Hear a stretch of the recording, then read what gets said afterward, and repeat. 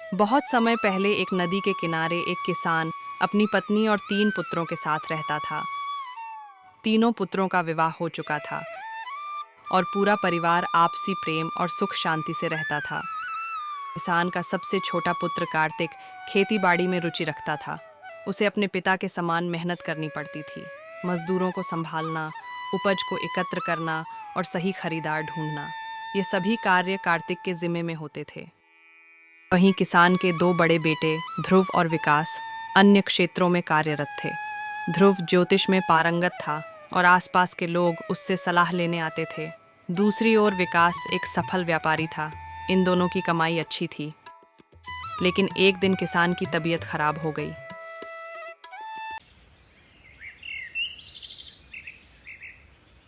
मेरा अंतिम समय आ गया है। मुझे एक वचन दो कि बच्चों के बीच कभी भी भूमि और संपत्ति का बंटवारा नहीं होगा। मैं चाहता हूं कि हमारे तीनों बच्चे हमेशा एकजुट रहे। जहां एकता टूटती है, वहां घर बिखर जाता है। किसान की पत्नी ने उसे वचन दिया। इसके बाद किसान की मृत्यु हो गई। समय बीतता गया। एक दिन किसान की पत्नी ने अपने पुत्रों को बुलाया और कहा, बेटे, तुम्हारे पिता की अंतिम इच्छा थी कि तुम सभी भाई और तुम्हारी पत्नियों हमेशा मिलजुल कर रहो। जिस घर में एकता नहीं होती, वह घर कभी समृद्ध नहीं हो पाता। हाँ मां, हम आपको वचन देते हैं कि हम लोग कभी भी बंटवारा नहीं करेंगे और मिलजुल कर रहेंगे। माँ उनकी बात सुनकर प्रसन्न हुई।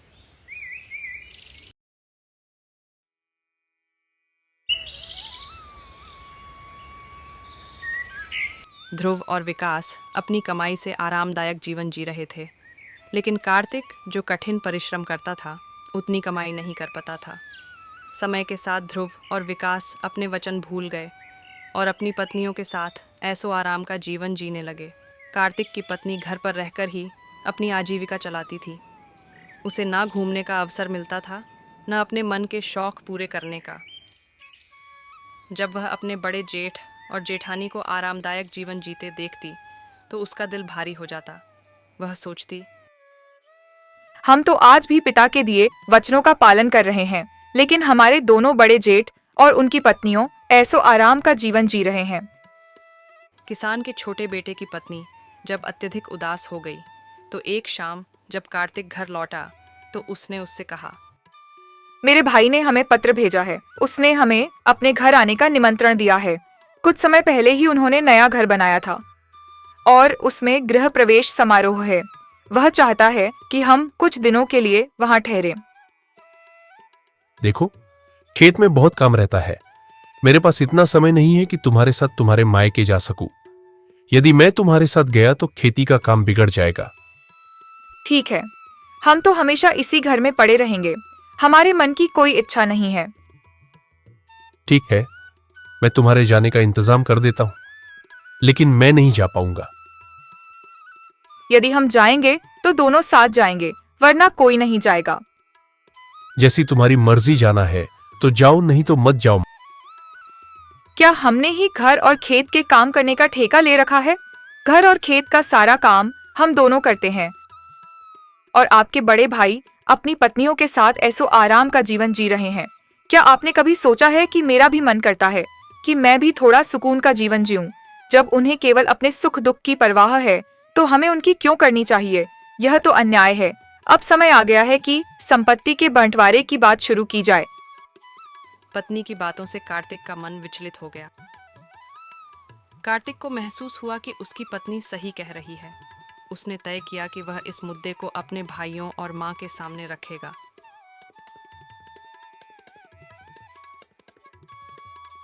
एक दिन जब सभी भाई खाने पर बैठे थे तो कार्तिक ने अपनी मां और भाइयों से कहा, मुझे संपत्ति में अपना हिस्सा चाहिए। मैं अब संयुक्त रूप से नहीं रह सकता। उसकी बात सुनकर मां को गहरा धक्का लगा। उन्होंने कहा, तुम्हारे पिता ने कहा था कि तुम सब मिलकर रहो। मां, कार्तिक सही तो कह रहा है। अब हम लोग बड़े हो गए हैं तो हम लोगों को खुशी खुशी हमारी संपत्ति का बंटवारा कर देना चाहिए। लेकिन बंटवारे से पहले हमारी परंपरा के अनुसार भगवान जगन्नाथ के दर्शन करने जरूरी है। अगले दिन सभी बेटे अपनी पत्नियों और माँ के साथ मंदिर की यात्रा पर निकल पड़े। दर्शन के बाद माँ ने कहा, मुझे बहुत थकान हो गई है और भूख भी लगी है। चलो कहीं बैठकर कुछ खा लेते हैं। गांव के बाहर एक पुराना मंदिर और पास में एक भोजनालय था। वहीं बैठकर खाना खाने की तैयारी हुई। माँ ने कहा, मैं अपनी रुपया की थैली कहीं भूल आई हूँ। अब ना तो यहाँ खाना खा सकते हैं और ना घर वापस जा सकते हैं। एक ही उपाय है, तुम तीनों अलग अलग दिशाओं में जाकर काम ढूंढो और जो भी काम करके पैसे मिलेंगे उससे हम अपना गुजारा करेंगे। माँ की बात मानकर तीनों बेटे अलग अलग दिशाओं में काम की तलाश में निकल पड़े।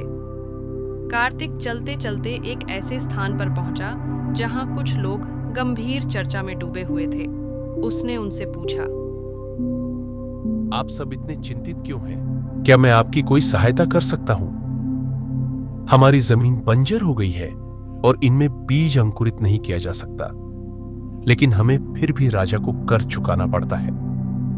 अब हमें कुछ समझ नहीं आ रहा कि क्या करें। यदि मैं आपको इस जमीन पर धान उगाने का तरीका बताऊं तो आप मुझे क्या इनाम देंगे? यदि तुम हमें धान उगाने का तरीका बता दोगे तो हम तुम्हें चांदी की 200 मुद्राएं देंगे। गोबर और मिट्टी मिलाकर छोटे छोटे गोल बना और उन्हें गीला और मुलायम रखो। फिर उसमें बीज डालकर उन्हें सूखने दो। इन गोलों का उपयोग कैसे करना है? इन गोलों को जमीन में डाल दो। ये जमीन में धंस जाएंगे और बीज अंकुरित हो जाएंगे। गांव वालों ने कार्तिक के बताए तरीके का पालन किया और उनकी बंजर जमीन पर बीज अंकुरित हो गए। उन्होंने प्रसन्न होकर कार्तिक को 200 चांदी की मुद्राएं दी। मुद्राएं लेकर कार्तिक अपनी मां के पास मंदिर लौट आया। इधर विकास एक अन्य स्थान पर जा पहुंचा, जहां उसने एक पेड़ के नीचे बैठे एक व्यक्ति को बहुत परेशान देखा। उसने उससे पूछा, आप इतने चिंतित क्यों हैं? क्या मैं आपकी किसी प्रकार सहायता कर सकता हूं? हम 4 भाई हैं।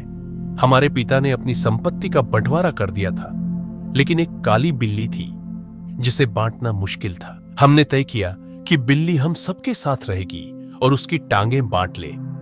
एक दिन बिल्ली छत से गिर गई और उसकी वह टांग टूट गई जो मेरे हिस्से में थी। मैंने उसकी जख्मी टांग पर तेल और पट्टी लगाई। वह बिल्ली चूल्हे के पास सोने चली गई। तभी चूल्हे से एक चिंगारी उठी और पट्टी पर गिर गई, जिससे आग लग गई। जब बिल्ली भागी तो आसपास के घरों में आग फैल गई। गांव वालों ने मुझे दोषी ठहराया क्योंकि जली हुई टांग मेरे हिस्से की थी। पंचायत ने निर्णय दिया कि नुकसान का मुआवजा मुझे ही भरना होगा, लेकिन मेरे पास इतने पैसे नहीं है। अब मैं क्या करूं? तुम चिंता मत करो। यदि मैं तुम्हारी समस्या का समाधान कर दूं तो तुम मुझे क्या दोगे? यदि तुम मेरी समस्या सुलझा दोगे तो मैं तुम्हें सोने के 400 सिक्के दूंगा। तुम गांव वालों और पंचायत को इकट्ठा करो, मैं जल्द ही आता हूं।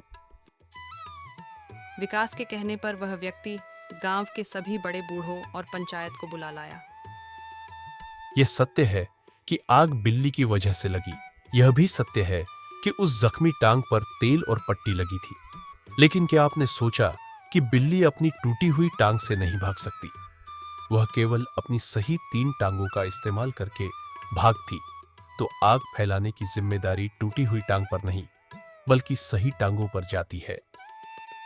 गांव वाले विकास की इस समझदारी से अचंभित रह गए और उन्होंने उसकी बात को स्वीकार कर लिया।